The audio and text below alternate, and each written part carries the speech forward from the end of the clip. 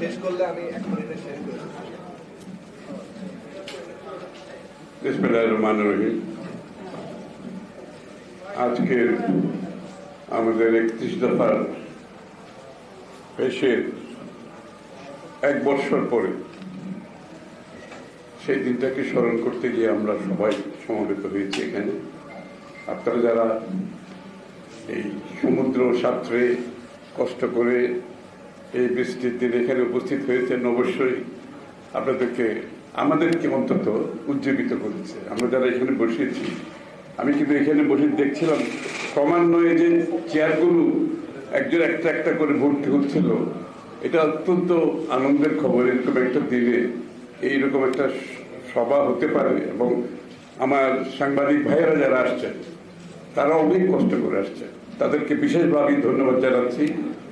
তাদের নিশ্চয়ই তাদেরও একটা কমিটমেন্ট আজকের রাষ্ট্র ব্যবস্থায় যে ফাটল ধরেছে, ভাঙন ধরেছে, সেই কমিটমেন্টের পরিপ্রেক্ষিতে তারাও চায় পরিবর্তন। এবং সাংবাদিক ভাইদের এটাও বলতে আমার দ্বিধা নেই যে কি সাংবাদিকতা যেই দেওয়ালে গিয়ে ঠেকেছে এখন, সেখান থেকে তারাও সবাই বেরিয়ে আসতে চাইছে।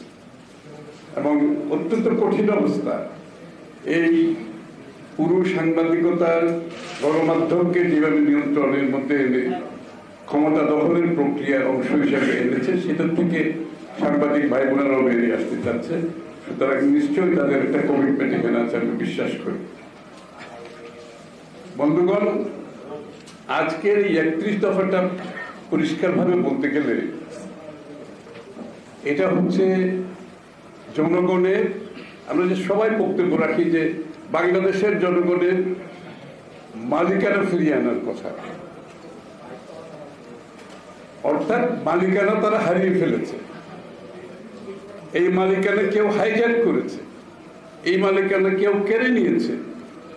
তো বাংলাদেশের মানুষের মূল মালিকানা ফিরিয়ে আনতে হলে বাংলাদেশের রাজনীতিবিদদের, রাজনৈতিক দলগুলোর যে দায়িত্ব জনগণের প্রতি, সেই মালিকানা ফিরিয়ে আনার প্রক্রিয়ার অংশ হিসাবে একটি বড় বিষয় ছিল জাতীয় ঐক্য, রাজনৈতিক দলগুলোর ঐক্য। আরেকটা বিষয় ছিল ওই মালিকানা ফিরিয়ে দেওয়ার জন্য আমাদের কমিটমেন্টটা কি।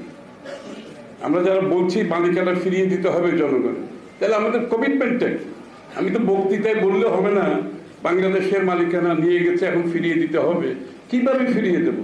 ফিরিয়ে দেওয়ার তো একটা প্রক্রিয়া আছে, ফিরিয়ে দেওয়ার একটা পন্থা আছে, ফিরিয়ে দেওয়ার জন্য একটা কমিটমেন্ট আছে, ফিরিয়ে দেওয়ার জন্য একটা রাজনৈতিক বন্দোবস্তের ব্যাপার আছে এখানে। সুতরাং এই কথাগুলো আমাদের 31 দফায় আসছে, কিন্তু যে আমরা কিভাবে ফিরিয়ে দেব মালিকানা।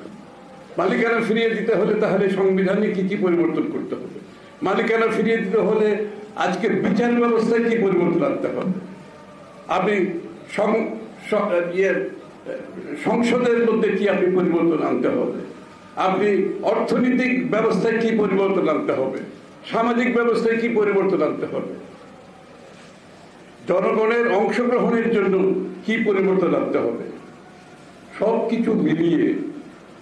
এবং সবচেয়ে বড় কথা হচ্ছে বাংলাদেশের সকল মানুষের জন্য রাজনীতিতে, অর্থনীতিতে, সর্বক্ষেত্রে একটা লেভেল প্লেইং ফিল্ড তৈরি করা, যাতে করে সকলে সমানভাবে অংশীদার হওয়ার সুযোগ পাবে, সেই বিষয়টা অত্যন্ত গুরুত্বপূর্ণ।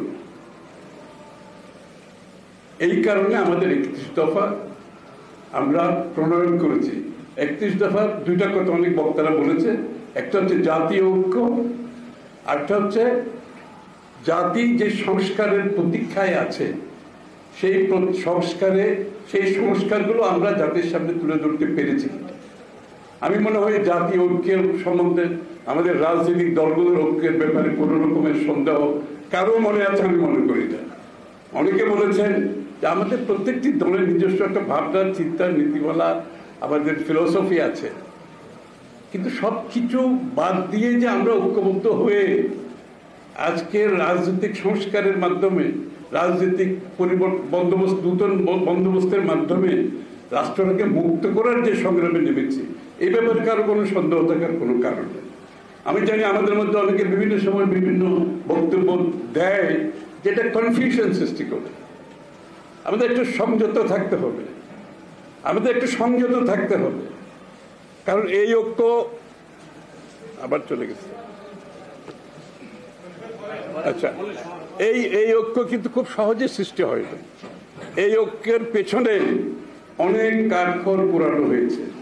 এই ঐক্যের পেছনে জাতির প্রত্যাশা পূরণে আমরা সকলে উপলব্ধি করতে পেরেছি, এই ঐক্য ব্যতীত জাতীয় সংস্কার করা, নূতন রাজনৈতিক বন্দোবস্ত করার কোনো সুযোগ থাকবে না।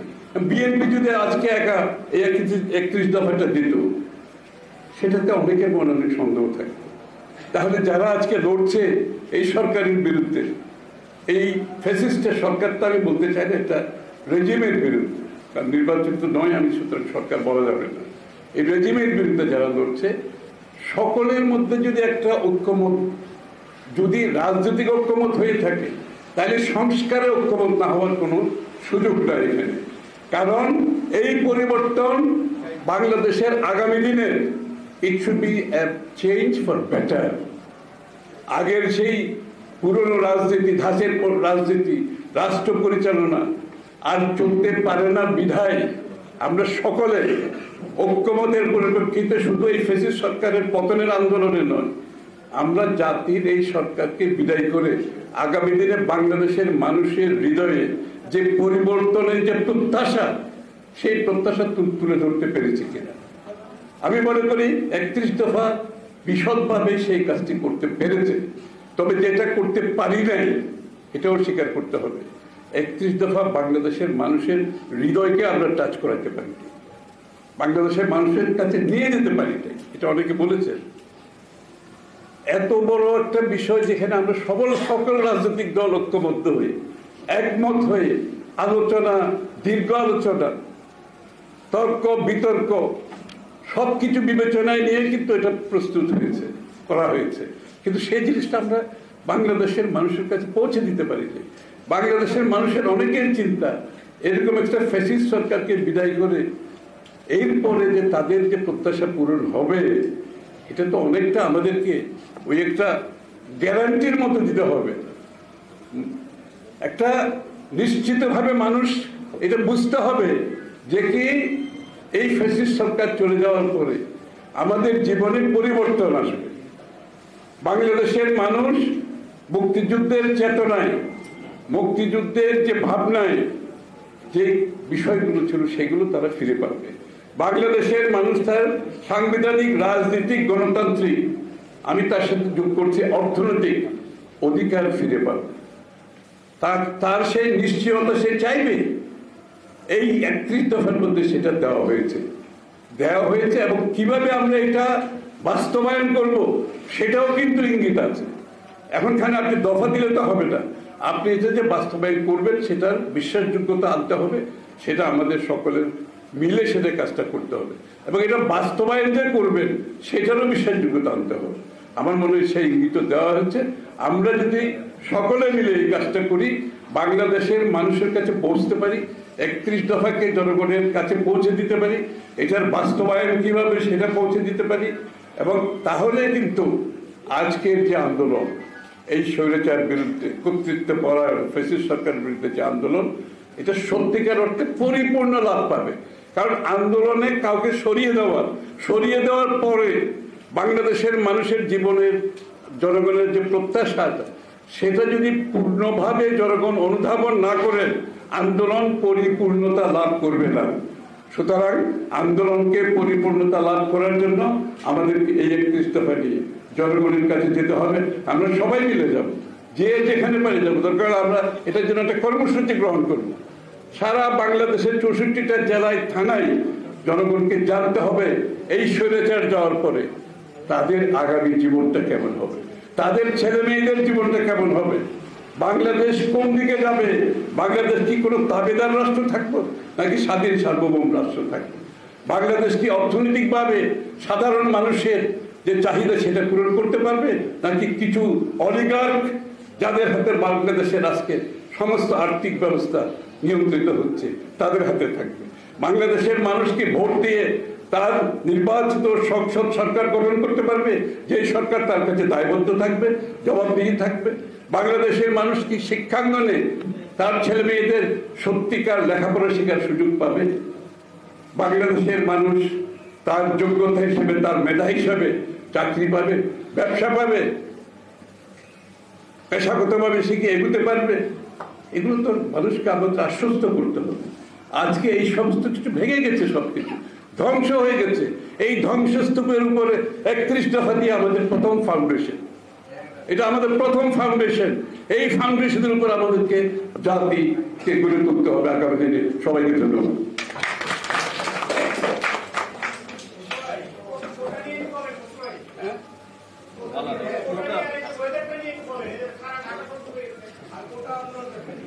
ঢাকা শহর তো ডুবে যাবে, মেধাবী লোকজন তো আসতে পারছে না সামনের দিকে।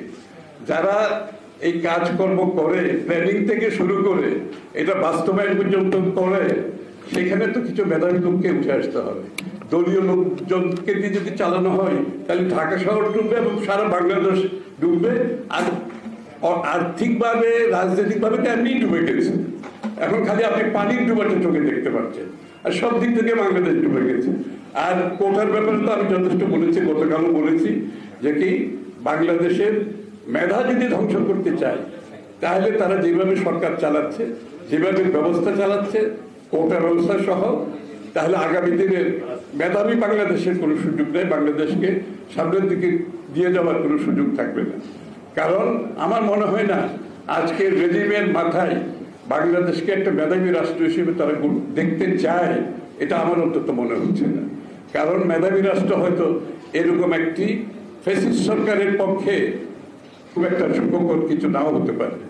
কারণ মেধাবীরা সত্যি কথা বলে, মেধাবীরা সত্যিকার পথে চলে, মেধাবীরা প্রতিবাদ করে, মেধাবীরা প্রতিরোধ করে। আমি ছাত্রদের একটি অনুরোধ করব, তারা যেভাবে কোটার জন্য লড়াই করছে, তাদের ভোটের জন্য তাদেরকে লড়াই করতে হবে, গণতন্ত্রের জন্য তাদেরকে লড়াই করতে হবে। সবাইকে ধন্যবাদ।